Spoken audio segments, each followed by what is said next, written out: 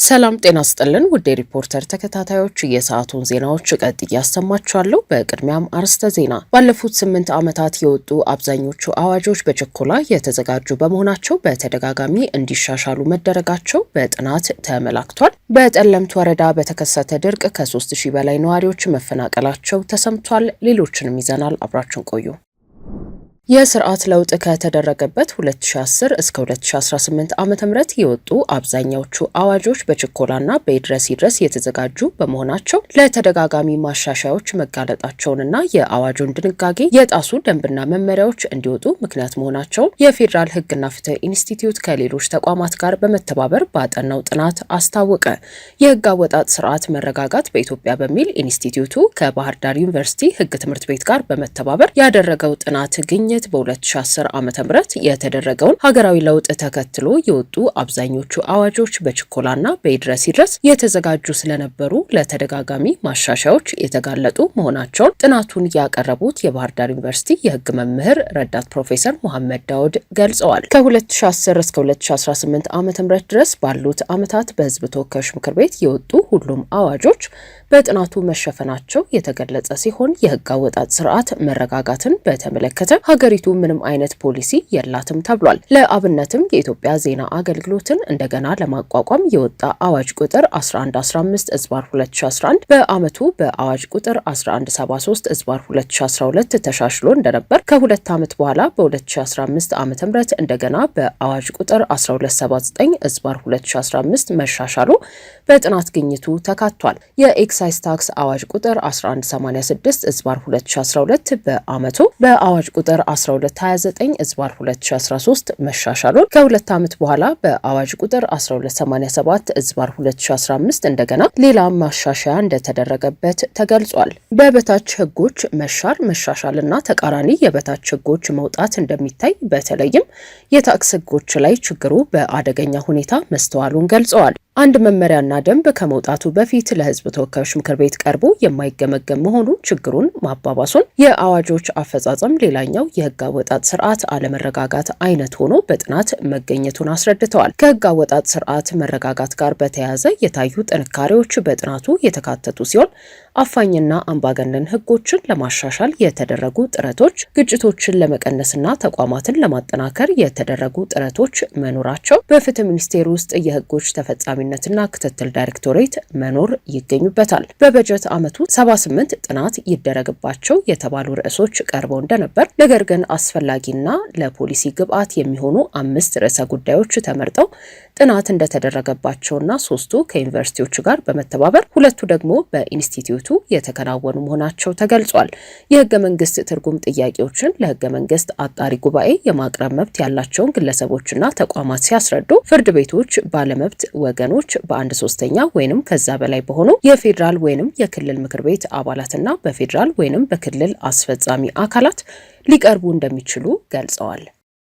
በአማራ ክልል ሰሜን ጎንደር ዞን ጠለምት ወረዳ በሚገኙ 10 ቀበሌዎች በተከሰተ ድርቅ 3386 ነዋሪዎች ወደ አጎራባች ወረዳዎች መፈናቀላቸውን የጠለምት ወረዳ አስታወቀ።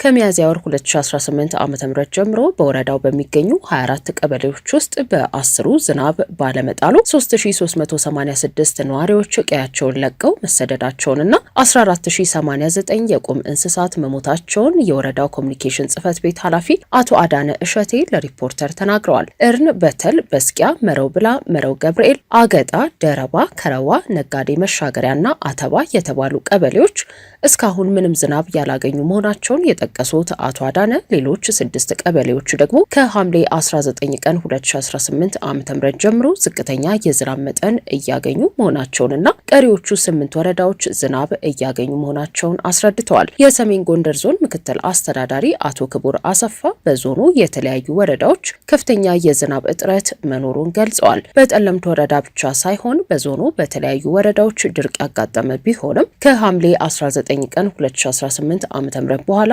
አንዳንድ ወረዳዎች ዝናብ መጣል መጀመሩን አቶ አዳነ አክለዋል። በድርቁ ምክንያት በጠለምት ወረዳ ደረሰ የተባለውን ጉዳት አጥንቶ መረጃ የሚያቀርብ ግብረ ኃይል ተዋቅሮ ወደ ወረዳው መላኩን የገለጹት አቶ ክቡር እስካሁን በወረዳው ስለሞቱ እንስሳትም ሆነ ስለተፈናቀሉ ሰዎች የደረሳቸው መረጃ እንደሌለና የተጠና ነገር ባለመኖሩም የጉዳቱን መጠን ከመናገር ተቆጥበዋል። በሰዎችና በእንስሳት ላይ የደረሰ ጉዳት መኖሩ በጥናት ከተረጋገጠ መረጃውን መሰረት በማድረግ ከመንግስትና ከበጎ አድራጎት ድርጅቶች እርዳታ ሊጠየቅ እንደሚችል አስታውቀዋል። የዞኑ ምክትል አስተዳዳሪ ይህንን ይበሉ እንጂ የወረዳው ኮሚኒኬሽን ጽህፈት ቤት ኃላፊ አቶ አዳነ ግን በአካባቢው ለረጅም ጊዜ አጥጋቢ ዝናብ ባለመጣሉ በየወቅቱ የእንስሳት ሞትና የነዋሪዎች ስደት እንደሚያጋጥም ተናግረዋል። አሁንም በርካታ እንስሳት በሞት አፋፍ ላይ እንደሚገኙ የተናገሩት አቶ አዳነ ከወረዳው በተገኘ የ2 ሚሊዮን ብር የእንስሳት መድኃኒት መገዛቱን ጠቁመዋል። በአካባቢው ማሽላና ጤፍ በብዛት እንደሚመረት የተናገሩት አቶ አዳነ አርሶ አደሮች በሚያዝያ ወር የተለያዩ ሰብሎችን ዘርተው እንደነበር አስታውሰው ነገር ግን ዝናቡ ወቅቱን ጠብቆ ባለመጣሉ 9088 ሄክታር መሬት ሰብል ማብቀል ሳይችል በመቅረቱ ለኪሳራ መዳረጋቸውን ጠቅሰዋል። በአሁኑ ወቅት ወረዳው ዜጎችን ከድርቁ ለመታደግ አስፈላጊውን ጥረት እያደረገ እንደሚገኝ ገልጸው ነገር ግን ከመንግስታዊና መንግስታዊ ካልሆኑ ድርጅቶች የሰብአዊ ድጋፍ እንደሚያስፈልግ አቶ አዳነ ጥሪ አቅርበዋል። ኢትዮጵያን ጨምሮ 7 የምስራቅ አፍሪካ ሀገሮች የውጭ ዕዳ መጨመሩ ተነገረ። የአፍሪካ ልማት ባንክ ከቀናት በፊት ያወጣው እንደ አውሮፓውያኑ አቆጣጠር የ2026 የምስራቅ አፍሪካ ኢኮኖሚ ትንበያ ሪፖርት የኢትዮጵያንና የቀጠናውን ሀገሮች የዕዳ ጫና ከጥቅል ሀገራዊ ምርት አንጻር የዕዳ አከፋፈል ሁኔታ ለመዋቅራዊ ለውጥ የሚያስፈልገው ፋይናንስ ሊያጋጥሙ ይችላሉ ስላላቸው የበጀት ክፍተቶች፣ በህገወጥ የፋይናንስ ፍሰት ስላጋጠመ ኪሳራ በጀትን በኃላፊነት ጥቅም ላይ የመዋልና ይህንንም ግልጽ ማድረግን ደረጃ ጨምሮ ሌሎችን በርካታ አመልካቾችን ይዟል። ሰነዱ የምስራቅ አፍሪካን የዕዳ እንቅስቃሴ ሁኔታና በልማት ፋይናንስ ላይ ያለውን ተጽዕኖ በተመለከተ ዝርዝር መረጃ የተነተነበት ክፍል እንደሚገልጸው የኢትዮጵያ ጠቅላላ የውጭ ዕዳ ከጥቅል ሀገራዊ ምርት ጂዲፒ አንጻር ሲታይ እንደ አውሮፓውያኑ አቆጣጠር በ2024 ከነበረበት 23.8 በመቶ በተከታዩ 2025 ዓ.ም ወደ 33.8 በመቶ ከፍ ማለቱን አመልክቷል። በሪፖርቱ የቀረበው መረጃ የሚያሳየው ኢትዮጵያ በምስራቅ አፍሪካ ውስጥ የውጭ ዕዳ ጫና በፍጥነት ከጨመረባቸው ሀገሮች መካከል መሆኗን ያሳያል። የኢትዮጵያ የውጭ ዕዳ ጫና በቀጠናው ካሉ ሌሎች ሀገሮች ጋር ሲነጻጸር በተመሳሳይ ዓመታት በኬንያ ከፍተኛ የዕዳ ጫና መቀጠሉ ቢገለጽም የውጭ ዕዳዋ ከ69.7 በመቶ ወደ 64.9 በመቶ ዝቅ ማለቱ ተገልጿል። ጅቡቲ ከጥቅል ሀገራዊ ምርቷ አንጻር ያለባት የውጭ ዕዳ ጫና በ68.9 በመቶ ከፍተኛ የውጭ ዕዳ ጫና ውስጥ እንደምትገኝም ሪፖርቱ ያብራራል። በተቃራኒው ብሩንዲ፣ ኡጋንዳና ሶማሊያ ዝቅተኛና በመቀነስ ላይ ያሉ የውጭ ዕዳ መጠኖችን አስመዝግበዋል። የአፍሪካ ልማት ባንክ 2026 የምስራቅ አፍሪካ ኢኮኖሚ ትንበያ ሪፖርት እንደሚያሳየው በቀጠናው አብዛኛዎቹ ሀገሮች የውጭ ዕዳ አገልግሎት ክፍያ ግዴታዎች በከፍተኛ ደረጃ ጨምሯል ብሏል።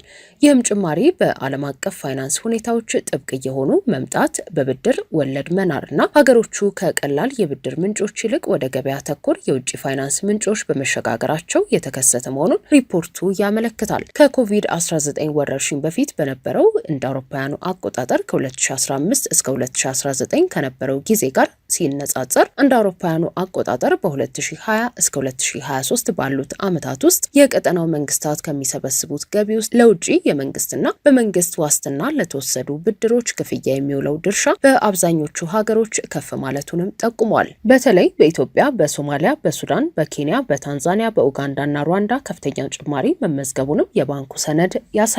ሪፖርቱ እንደሚገልጸው ኤርትራና ጅቡቲ በተመሳሳይ ወቅት ዝቅተኛ የዕዳ አገልግሎት ምጣኔ ቢያሳዩም የዕዳ ክፍያ ጫናው በአብዛኛው የቀጠናው ሀገሮች ላይ አሁንም ከፍተኛ ሆኖ ቀጥሏል ተብሏል። የዕዳ ክፍያ ግዴታዎች መጨመር መንግስታት ለልማታዊ ፕሮጀክቶችና ለመሰረታዊ ማህበራዊ አገልግሎቶች ሊመድቡት የሚችሉትን የፋይናንስ አቅም እያጠበበ መሆኑንም ሰነዱ ያስገነዝባል። በመሆኑም የዕዳ አስተዳደርን ማጠናከር፣ የሀገር ውስጥ ገቢ አሰባሰብን ማስፋፋት፣ የካፒታል ገበያን ማጠናከር፣ የመንግስት ኢንቨስትመንቶችን ቅልጥፍና ማሻሻልና ዝቅተኛ ወለድ ያላቸውንና የረጅም ጊዜ የፋይናንስ ምንጮችን ቅድሚያ መስጠት፣ የልማት ፋይናንስን በዘላቂነት የዕዳ ክፍያዎችን መፈጸም ጋር በማጣጣም ለመቀጠል ወሳኝ መሆኑን ሪፖርቱ ጠቁሟል። ውድ የሪፖርተር ተከታታዮች የሰዓቱ ዜናዎቻችን እነዚህ ነበሩ። ስላደመጣችሁን ከልብ እናመሰግናለን።